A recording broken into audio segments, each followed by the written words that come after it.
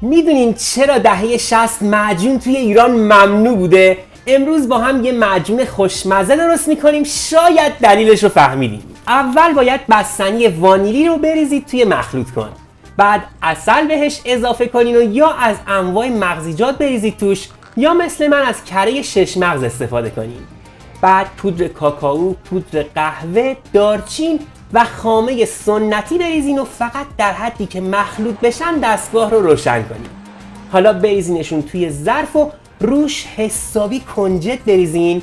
بعدم پودر نارگیل اضافه کنین و یه موز درشت رو هم اول حلقه حلقه کنین. بعد بریزیدش روی کار و یه ورق آناناس، دوباره خامه سنتی و روی معجون رو با مغز بپوشونین. من پسته، بادوم هندی، فندق و گردو ریختم روش، باز یه آناناس و بعد از عسلی کردنش مغز آفتاب گردون و تخم کدو و چلقوز و تخم هندونه و به به به.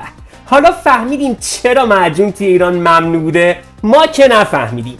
راستی میدونین دیگه چه چیزای اوایل انقلاب ممنوع بود؟